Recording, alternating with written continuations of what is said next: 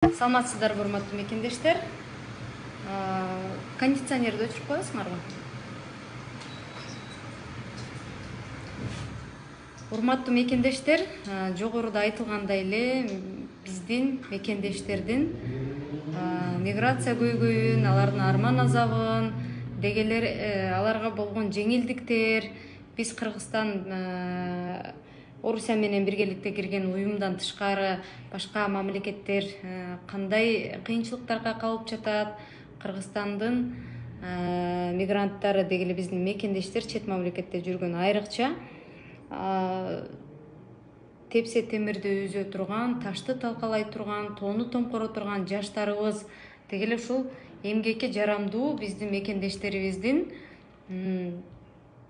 маселеси боюнча сиздер менен баарлашайлы деп жатабыз. Сиздерден сураныч ушул түз эфирди бөлүшүп, максималдуу биздин мекендештерге таратышып койсоңуздар. Бүгүн Азаттыкта эксперттер талдайт программасында биздин мекендештердин көйгөйү тууралуу маектештик. Өзүңүздөргө белгилүү болгондой, 3-сентябрга чейин мыйзамсыз каттоодо турган биздин мекендештерди, башкача айтканда юридикалык даректерге каттоого турган биздин мекендештерди базадан чыгарып салгандыгына байланыштуу 3-сентябрга чейин регистрацияңарды мыйзамдаштыргыла деген эскертүү келген. Эгерде мыйзамдаштырбаса штраф төлөп, же болбосо депортация болушу ыктымал деген эскертүүлөр келген. Ошондуктан массалык түрдө биздин мекендештер Орусиянын аймагынан тышка чыгып кайра кирип өздөрүнүн каттоосун жаңыртуу максатында иш аракеттерди жасап жатышкан. Өзүңүздөр жакшы билесиздер, биздин мекендештер Орусияда жайгашкандар, дегеле иштеп, убактылуу жашай иштеп жүргөндөр юридикалык адреске катталышат, ортомчулар аркылуу регистрацияларын бүтүрүшөт. Мына ошолорго тийиштүү мыйзамдар бар болчу, бирок ошого көзөмөл күчөтүлдү. Мына ошол көзөмөл күчөтүлгөндүгүнүн айынан ушунчалык көптөгөн каргашалуу окуялар дагы бизге келип жаткандыгын көрүп жатасыздар. Эми ушул маселени кантип чечсе болот, урматтуу замандаштар?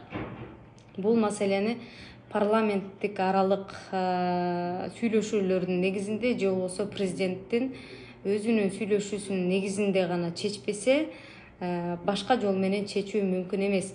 Анткени булардын мыйзамында бар, мыйзамдуу түрдө булардын өлкөсүнө кирген биздин мекендештер каттоого турушу керек.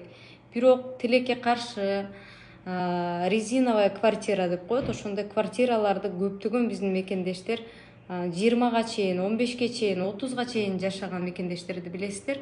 Аларга эч качан батирлердин ээлери, орустар каттоого койбойт, жетелеп барып МФЦга каттоого, регистрацияга койбойт.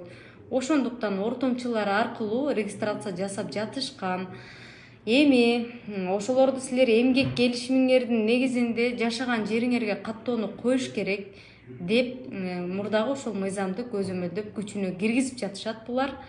Жанагындай такси тармагында иштеп жаткандар, уну айдап жүргүнчүлөрдү ташыган таксисттер жана ошондой эле башка ушул курьер болобу, айтор ушундай эмгек келишими жок иштеп жаткандар кантип келишимдин негизинде регистрациясын улантат. Балким 3 айга коюшу мүмкүн, бирок 1 жылга кантип узартат? 2-чи, 3-чү, 4-чү жылдагы иштеп узартып жүргөн мекендештер бар болуучу. Мына ошол маселелерди бир гана парламенттик аралык сүйлөшүүлөр аркылуу гана чечилет. Бирок бул жактын мамлекеттик думасынын депутаттары менен сүйлөшө алабы?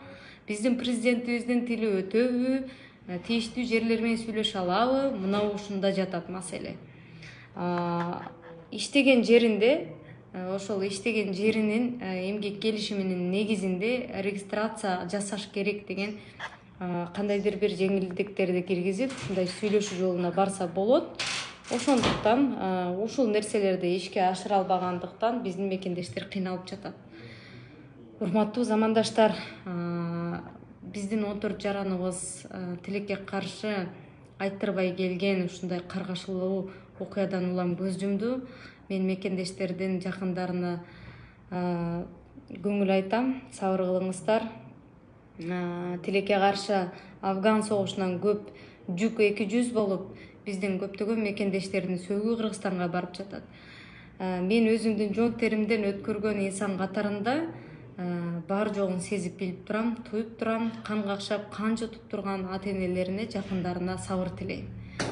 Ушуга окшогон өлүмдөр болбош үчүн президент Москвага келгенде же Орусияга келгенде ал силерге калп убада берип, 2 жылда биз мекендештерди Кыргызстанга алып кетебиз, 2 жылда миграция маселесин чечебиз, жумуш орундарын түзүп беребиз дегендерге ишенбей, өз тагдырыңыздар үчүн өзүңүздөр күрөшкөндө гана чындык, адилеттүүлүк орнойт.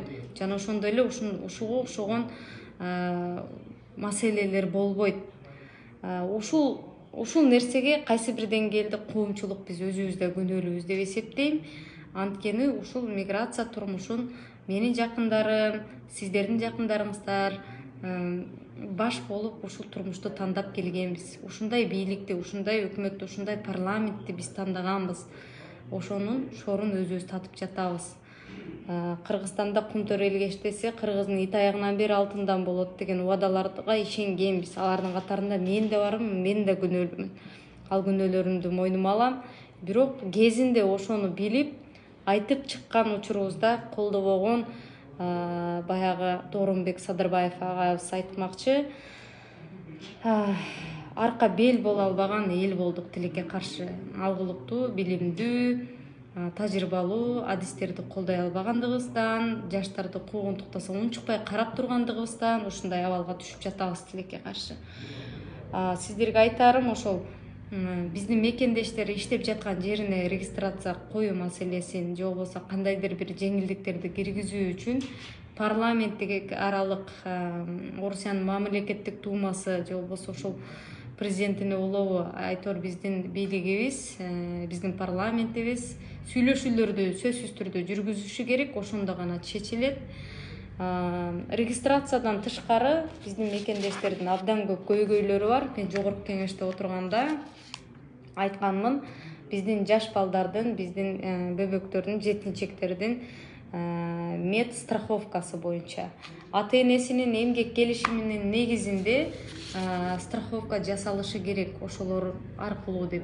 Тилекке каршы ал маселе да чечилген жок. Жарым жылдан өттү.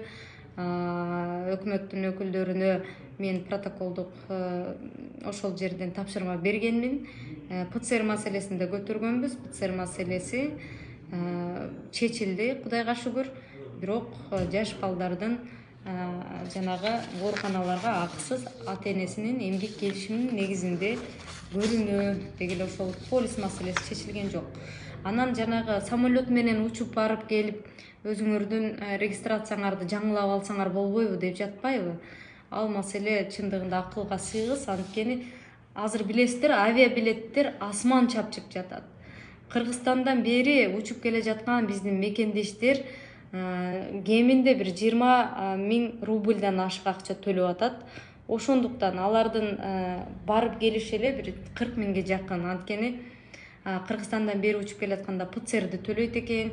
Авиакаттамдар, такси жана ошондой эле майда чүйдө акча менен 40 000ден ашык акчалары кетип калып жатат. Бул деген биздин мекендештердин 1 айлык айлыгы. Ал 1 айлык айлыгы менен Кыргызстанда бир 5 адамды камсыздап турчу биздин мекендештерге өтө эле оор.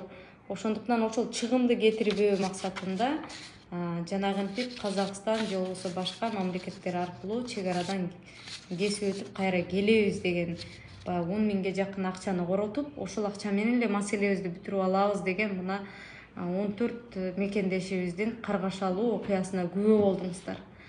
Урматтуу мекендештер, ушул маселе тезирээк чечилип кетүүсүн биз арыздар менен жана ошондой эле тийиштүү кагаздар менен кайрылабыз жогорку кеңешке.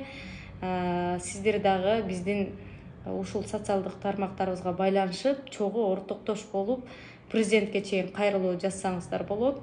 Жана өзүңүздөр көрдүңүздөр, ошо миграцияга тиешелүү бөлүмдөр кагаз менен жазылган арыздар жок деп. Ал эми элчиликке дооматыңыздар болсо, алардын жасап жаткан иштерине канааттанбай жатсаңыздар, анда элчиликтин үстүнө сөзсүз түрдө арыз жазып кайрылсаңыздар болот. Сак саламат болуңуздар. Тез арада ушул мигранттардын көйгөйү чечилет деген үмүттөмүн.